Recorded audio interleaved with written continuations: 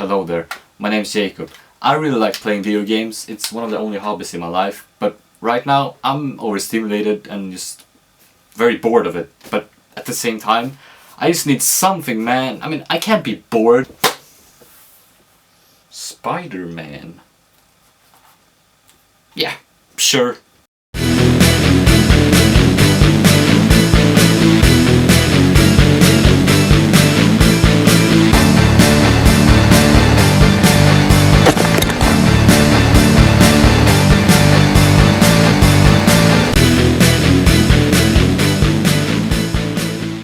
Well, it seems like I have found my solution to my problem.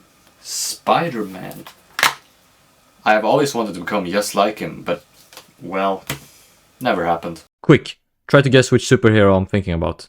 If you guessed Howard the Duck, then you're completely right. No, I'm kidding. Of course I was thinking of Spider-Man, one of the most popular superheroes of all time. What makes Spider-Man different is that he's not some millionaire or rich guy that becomes a superhero. Instead, this is the 15-year-old nerd who accidentally gets superpowers. What makes him so great is that as a child you think, oh yeah, Spider-Man. He can shoot webs, he can climb walls, he's powerful. But when you grow older, you start to see the fragile Peter Parker side of him. And that's what makes him so great. And yeah, he's my favorite superhero of all time. But how about Spider-Man on the big screen? Well, nowadays, superhero movies are everywhere. It feels like we're guaranteed 4 to 5 superhero movies and series every year. It's just the norm at this point. But before the MCU, it was very different. You see, when Marvel Comics made their debut, many, especially adults, thought they were lame and didn't take them seriously. And so to have movies be based on them, you can already tell it was not going to be a great idea. And yet, some idiots still did it. Attempts happened throughout time, but none of them really made a difference. Sure, we got the Batman and Superman movies in the 80s and 90s, but the hype for those movies did die down eventually. So the movie that changed it all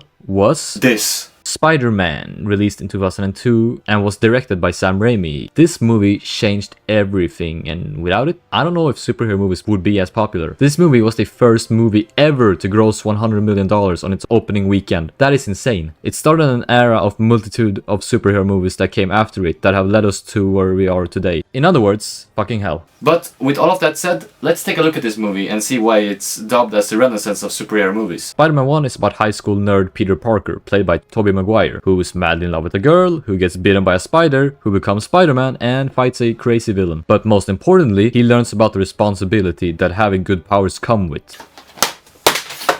So yeah, not like that. Yeah, because while having good powers is cool and all, it comes with a responsibility. And Peter, who's a good guy, realizes that he must use his power for the greater good. But how does he learn all of this? I mean, he must make some mistakes on the way. Yeah, mistakes he certainly does. Peter signs up for a wrestling match, which he wins, barely gets any money for, and a robber comes in, robs the place. Peter lets him escape as payback, but payback is what Peter gets next. Uncle Ben is dead, and the guy who killed him was the robber from before. And this is where Peter learns the responsibility, and decides to fight bad guys and save the city of New York. Well, thank God only one person had to die for that. However, not everyone likes a hero. J. Jonah Jameson, who runs the Daily Bugle, hates Spider-Man because, well, I don't know. It's just a personality trait, I guess. Peter works for Jameson by taking pictures of himself. Spider-Man and being a model? Let me rephrase that. He takes pictures of himself as Spider-Man and sells them to Jameson, who in return gives him a couple of bucks and slanders Spider-Man's name. But alright, is there anyone else out there that hates Spider-Man? Hello, my dear. Oh. The Green Goblin, who's Norman Osborn under the mask, is a scientist himself who does an experiment, becomes a powerful crazy maniac, and he does the opposite of what Peter does with his powers. Peter's best friend Harry is the son to Norman, and Peter develops a father and son relationship with Norman, with both of them not knowing that they are fighting each other when they are dressed up, until Norman does figure out who Peter is, and he attacks Spider-Man by attacking Peter's heart. That being Peter's aunt, Aunt May, and later on MJ. You see, in the beginning of the movie, MJ barely knows Peter, but after meeting him more, she realizes that he is a good and sweet person, and a better candidate for boyfriend than her other boyfriends in the movie, that being a couple. But you can't always get what you want. Despite being the guy in love with MJ, Peter can't be with her. She almost got killed by the Goblin. Peter can't put her through that risk again, so he must reject her. Despite not really wanting to, but what can he do? It's his responsibility after all. That always comes first. No, I can't right now. I must save Billy. He's stuck under the bus. Peter being Spider-Man also set some difficulties with his friendship with Harry. You see, Norman might just have accidentally got impaled by his own glider while trying to kill Spider-Man, but Harry gets the story twisted and thinks Spider-Man's to blame for Norman's death, so now Peter must live with the fact that his best friend hates the other side of him, and there's really no way he can explain it to Harry. So Peter is stuck with that. on top of all of his other issues. But yet, he remains strong and accepts his gift, curse, whatever you want to call it, and that's why the movie ends with a powerful final swing. And that is certainly a Spider-Man story. A story that can be enjoyed by Spider-Man fans and movie fans in general. The crossover.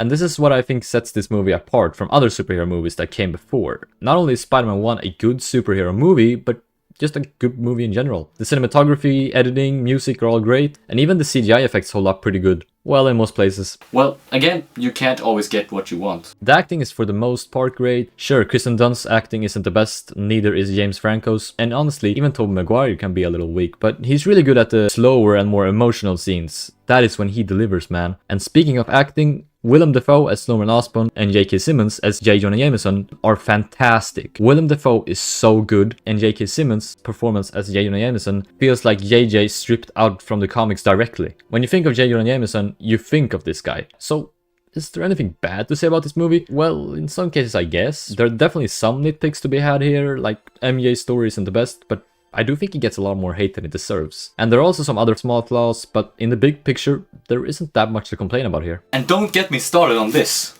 Yeah, Spider-Man 1 has been criticized for being cheesy, but isn't that sort of the point? I mean, this movie is based on comic books, and they are cheesy. And I definitely think Sam Raimi, the director, did this intentionally, which honestly was a good choice. I love the cheesiness in this movie, and the entire trilogy for that matter, and that is Spider-Man 1. Damn, does this movie hold up. I'm of course really biased against this movie and the entire Raimi trilogy for that matter, but the thing is, there isn't that much to complain about here really, and I feel like every time I see this movie, it only gets better.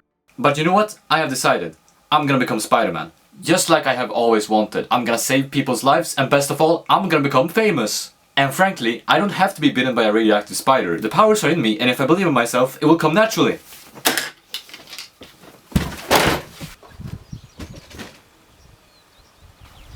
Ugh. Fuck.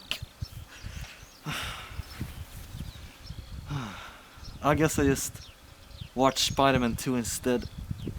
Spider-Man, Spider-Man, does whatever a spider can.